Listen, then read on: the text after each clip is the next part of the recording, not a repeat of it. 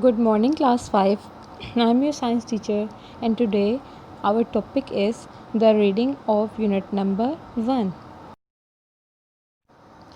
तो आपको इस चैप्टर की रीडिंग करनी है brain and the nerves. Brain क्या है? दिमाग। एंड नर्व्स क्या कहते हैं हम लोग?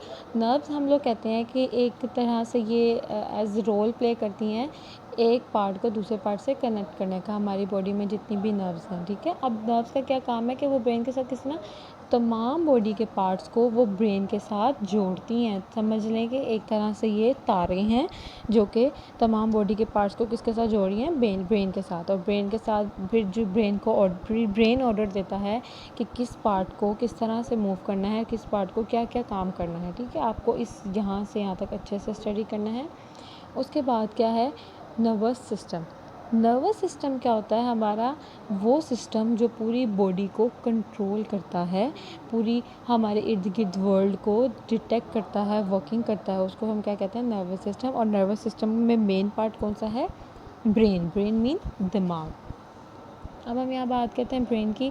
अच्छा, आपको पता है कि ब्रेन किसके अंदर कवर होता है? स्कल के अंदर। स्कल किसे कहते हैं? ये जो साइड पे पूरी एक ढांचे के अंदर जो हम जिसको खोपड़ी बोलते हैं उसको स्कल कहते हैं। अब कहते हैं कि हमारी बॉडी के अंदर इतने ज़्यादा सेल्स हैं, trillions millions billions of cells हैं। तो अब हम कहते हैं कि जो सिर्फ नर्वस सेल जो मतलब नर्वस सिस्टम के अंदर जो स्पेसिफिक सेल्स होते हैं उनको हम न्यूरॉन्स बोलते हैं। ठीक है, किसको न्यूरॉन बोलते हैं? Special cell. कौन से सेल? जो सिर्फ नर्वस सिस्टम के सेल्स होते हैं उन्हें हम क्या बोलते हैं? न्यूरॉन्स बोलते हैं।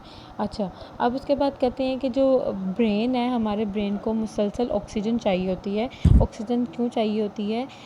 ताकि वो प्रॉपर काम कर सके। जिस तरह हम कहते हैं ना, हमें ज़िंदा रहने के लिए खुराक चाहिए, खाना चाहिए, पीने ज़िंदा रहने के लिए खाना चाहिए, पानी चाहिए, सांस लेने के लिए ऑक्सीजन चाहिए। ज़्यादा वो सब चीज़ें चाहिए होंगी तो ही हमारा ब्रेन प्रॉपर तरीके से वर्क करेगा। ठीक है, नेक्स्ट क्या हम डिस्कस करेंगे? पार्ट्स ऑफ ब्रेन के कितने पार्ट्स हैं? ब्रेन बेसिकली डिवाइड है 3 मेन पार्ट में। फर्स्ट पार्ट क्या है हमारे पास? सेरिब्रम। सेकंड है सेरिबलम एंड थर्ड है मेड्यूला। ठीक है, और मेड्यूला को हम लोग ब्रेन स्टेम भी बोलते हैं। अब ये तीनों मेन पार्ट्स हैं और ये तीनों फर्दर आगे से डिफरेंट पार्ट्स में डिवाइडेड हैं। अब हम सबके अलग अलग से हम लोग फंक्शंस देख लेते हैं। सबसे पहले सेरिब्रम है। सेरिब्रम के जो मेन फंक्शन, ये सबसे लार्जेस्ट पार्ट होता है ब्रेन का। लाइक अगर ये मैं कहती हूँ ना, ये सबसे छोटा वाला पार्ट सेरिब्रम है, इसके ऊपर वाला मैं अगर इसको मैं मेड्यूला बोल देती हूँ, सेंटर में जो सबसे मेजर पार्ट है ये क्या है? बड़ा वाला सेरिब्रम। अब सेरिब्रम के फंक्शंस यहाँ से हम लोग देख लेते हैं। ये क्या करता है? कंट्रोल वॉलंटरी एक्शंस को। वॉलंटरी एक्शंस कौन से होते हैं? वॉलंटरी एक्शंस होते हैं वो एक्शन जो हमारे अपने कंट्रोल में। ठीक है, हमारे अपने कंट्रोल में है, हम लोग उसको रोक सकते हैं। उसमें क्या किया जाता है? थिंकिंग्स हैं, अपनी सोच।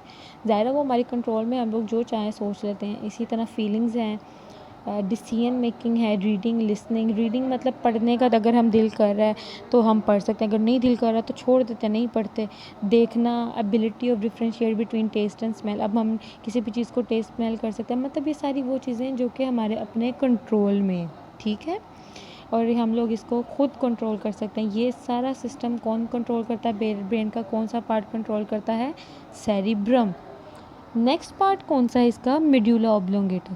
अब मेड्यूला ऑब्लोंगेटा तमाम इनवॉलंटरी एक्शंस को कंट्रोल करता है। For example breathing.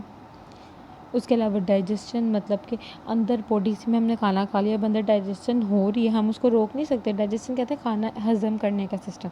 ब्रीदिंग, सांस लेने का सिस्टम। हम कितनी कोशिश भी कर लें, थोड़ा सा सांस लेने को रोक लेते हैं, मतलब कुछ सेकंड के लिए रोक सकते हैं, लेकिन फिर हम उसको ज़्यादा नहीं रोक सकते क्योंकि ये इनवॉलंटरी है, हमारे कंट्रोल में नहीं है। हमें सांस लेना ही लेना है तो ज़िंदा रहेंगे।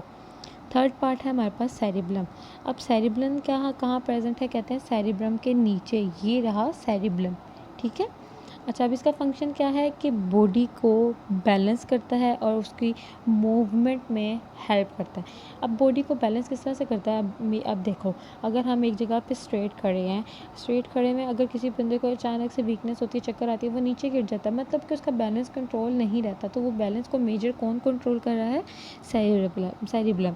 अब हमारी बॉडी को कंट्रोल करता है, बॉडी के पोस्चर को कंट्रोल कर रहा है कि हम किस तरह से खड़े हुए हैं, किस तरह से चल रहे हैं, किस तरह से बैठ रहे हैं, कौन कौन से फिज़िकल एक्टिविटी कर रहे हैं। फिज़िकल एक्टिविटीज़ क्या होती हैं? गेम्स करना, भागना, दौड़ना, खेलना, जंप करना, ये सब कुछ क्या है? Physical activity. और इनको कौन कंट्रोल करता है? सेरिबेलम। दोनों वर्ड्स में कंफ्यूज नहीं होना, ये सेरिब्रम है एंड ये सेरिबेलम है। और उसके बाद क्या है? नर्व्स हैं, वही जो मैंने आपको पहले बताया था कि किस तरह से काम करते हैं टेलीफोन की वायर्स को, मतलब एक जगह से दूसरी जगह आपस में सब चीज़ों को जोड़ रही हैं। बेसिकली इनका काम क्या है? मैसेजेस को कंडक्ट करना। मैसेज को कंडक्ट किस तरह से करते हैं? फॉर एग्जांपल मैं अगर कहती हूँ कि मैंने किसी गर्म चीज़ को टच किया, अब गर्म चीज़ को टच किया, मेरे ब्रेन में फ़ौरन से मैसेज गया कि ये चीज़ गर्म है और इसके पीछे से हाथ हटा लो। मैं फ़ौरन टच करने के विद इन अ सेकेंड, बल्कि with in a nano second में फ़ौरन हाथ पीछे कर लिया। क्यों हाथ पीछे किया? क्योंकि मेरा हाथ जल गया। अब मेरा हाथ जला है, कोई चीज़ गर्म है, ये सारी चीज़ें तो सेंस किसने किया? मेरे हाथ ने। तो मेरे दिमाग को कैसे पता चला? अब हाथ से दिमाग तक मैसेज किसने भेजा है? नर्व्स ने। अंदर नज़र आ रही है किसने मैसेज भेजा है? नर्व्स। ये होती हैं नर्व्स जो मैसेज को कंडक्ट करती हैं from effectors to the brain. Understand? अब आपको इसको थॉरोली रीड करना है और अपने पेरेंट्स से या टीचर से इसके बारे में डिस्कशन करनी है। Thank you.